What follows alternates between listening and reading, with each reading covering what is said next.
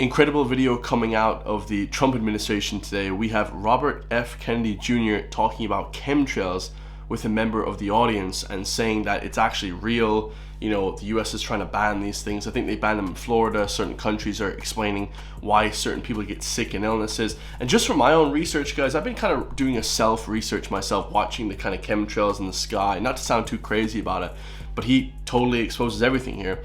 But you know, it's incredible to see that sometimes on hot days that the chemtrails last a long time. Okay, sometimes the trails are much longer, and then sometimes they stay for a really long time and they actually formulate clouds. And then other times they just go, they're just like seen and gone, you know, and sometimes they last very, very long.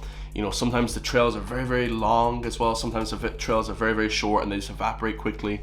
So it almost seems like they're being turned on or something is put in the jet fuel. But yeah, this one's going to be incredible.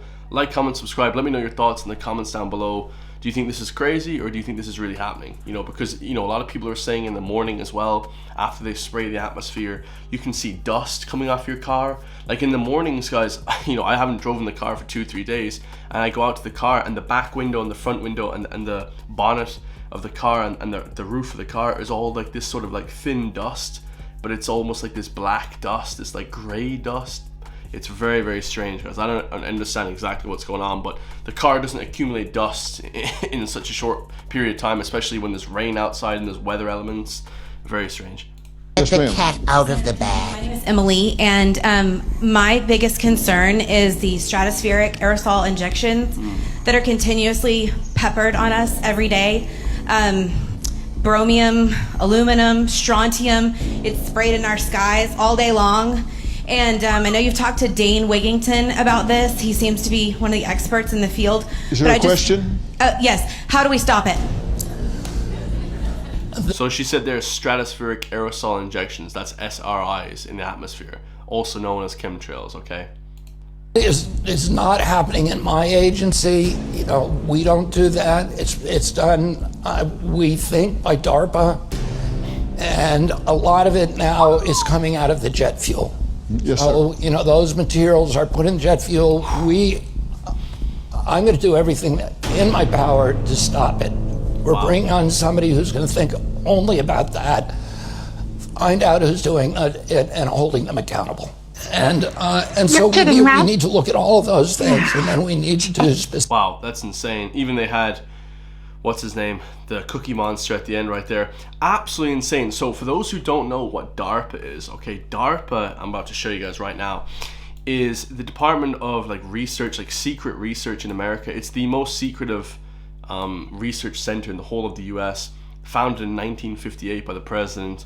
And Jesse Ventura talked about this on his conspiracy theory show years ago. I knew about this since I was like 13 years old. Like very, very young. I used to listen to this. I'm like, what the hell is DARPA, you know? But they invent weird projects that make science fiction seem like real life, as I'm showing you on the screen.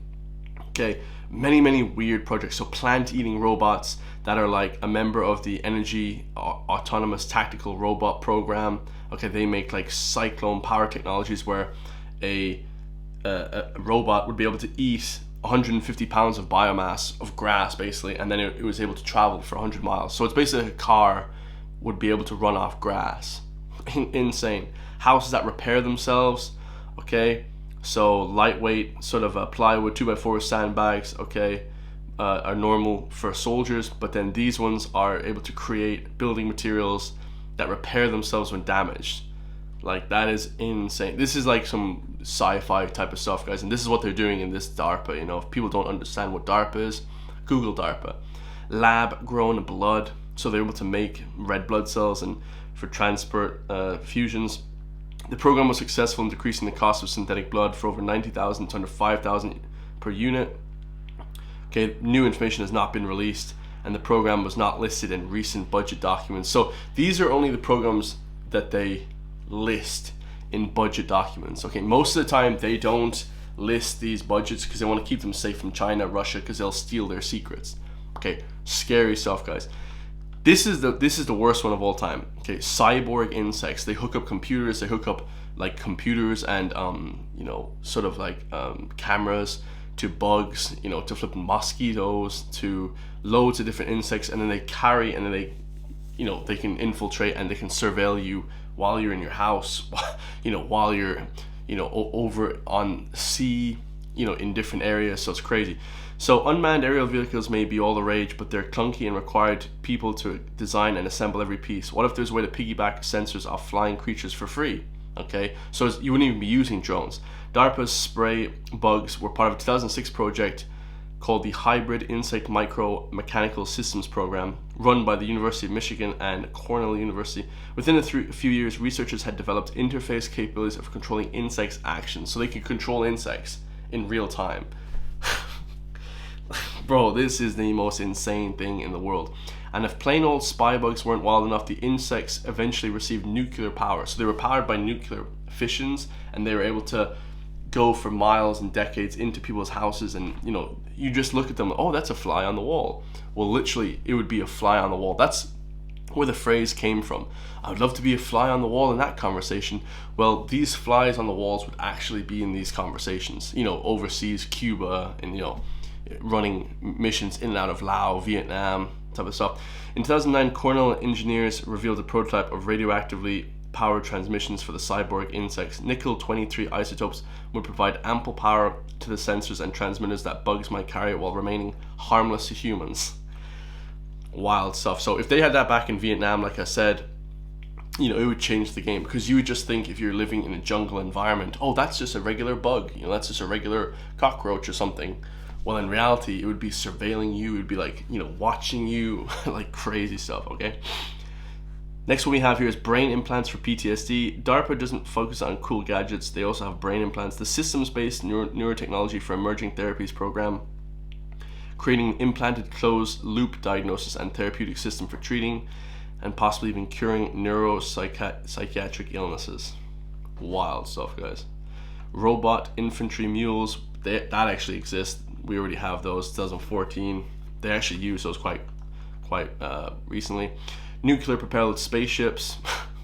Nuclear propelled spaceships, that's crazy, okay? Mechanical elephants, okay? So DARPA wanted to do this back in the 1960s, okay? They wanted troops that would enable them more freely in the dense terrain of Vietnam. The most infamous project, the quest for a mechanical elephant. The end result would be capable of transporting heavy loads and servo-actuated legs. Insane, guys. Let me know your thoughts. You know, if JFK is talking about these SRIs, guys, these stratospheric aerosol injections, SAIs, then you guys know that something fishy is up. He said that's not happening in my department, but that is happening. Okay, kind of let the cat out of the bag, because a lot of people, you know, still to this day say, no, there's no such thing as SARIs and SAIs and all this type of stuff. So, you know, he's basically telling us we're not in control of our skies, meaning there's an undeniable deep state that's trying to control our destiny. It's not coming from the jet fuels. The chemicals are switched on, so you can see when they're switched on. You can actually see, like, yeah, when they're switched on. It's because on sunny days, sometimes you can see the skies in Ireland. They're not switched on, and then the other days they're completely switched on. So absolutely crazy, guys. Crazy stuff. So let me know your thoughts. I love you all. If you want to help support me, push back against the mainstream, hit the join link underneath the video, become a member today, and I'll see you all in the next one, guys. Peace.